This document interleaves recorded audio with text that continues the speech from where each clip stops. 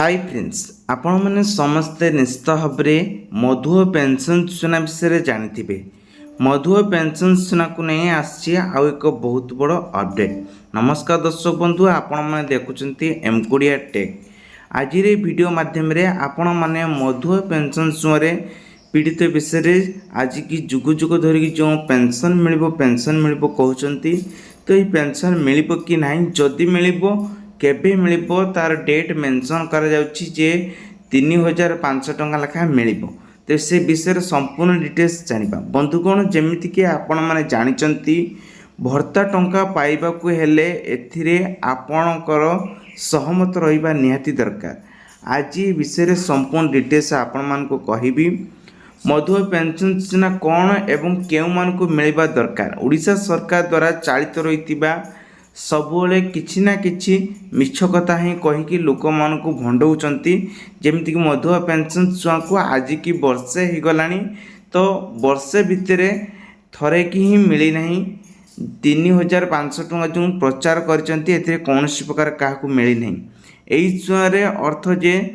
विधवा दिव्यांग एवं अन्य योग्य व्यक्ति मानकू मासिक पेंशन आकार रे वर्तमान 1000 टंका लेखा मिलुची किंतु सरकार तरफ से पार्ट कर कही 60 वर्ष 80 वर्ष किंबा ताठर ऊर्ध बा दिव्यांग जो मैंने अच्छा से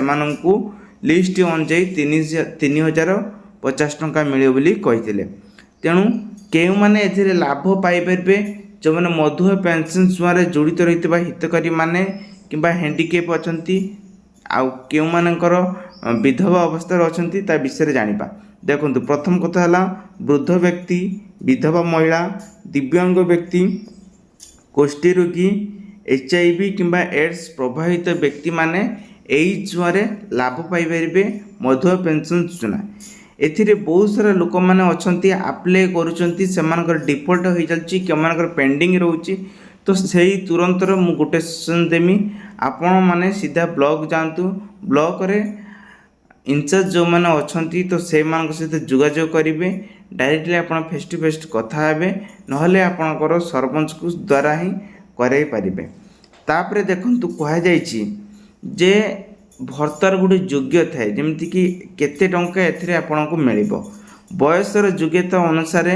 आपनको टंका मिलिबो। जदि आपण माने दिव्यांग अछंती किंबा आपण मानेकर जो मैंने देखो कि माइंड तांकर डिफॉल्ट थाए से माने एणु तेणु सब कथबार्ता कहते से बाबद सरकार सीधा सख आपण खाता को टंका दियंती किंतु केते टंका दियंती सेटा ही क्लियर करना क्या दौरान 1000 टंका क्या दौरान 3000 टंका यही रही।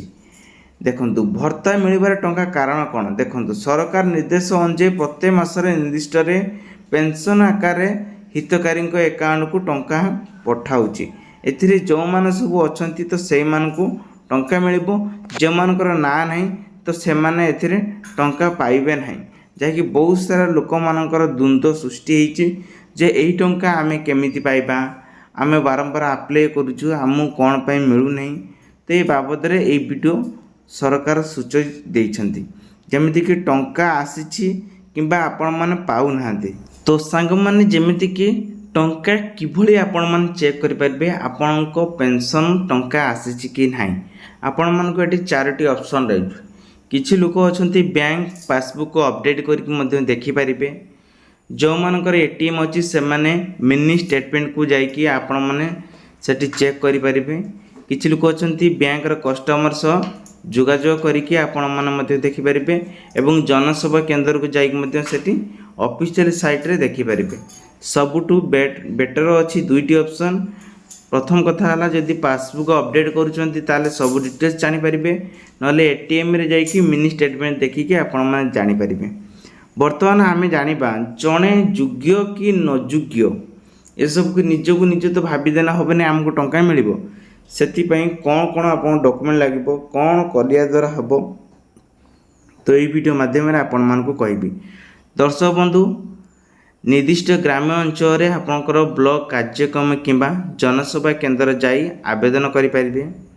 आवश्यक डॉक्यूमेंट आपणकर कौन कौन रही ना Aadhaar card passbook size bank account voter ପରିଚୟ ପତ୍ର, ଫଟୋ ଏଇସବୁ ଦରକାର ହୋଇଥାଏ।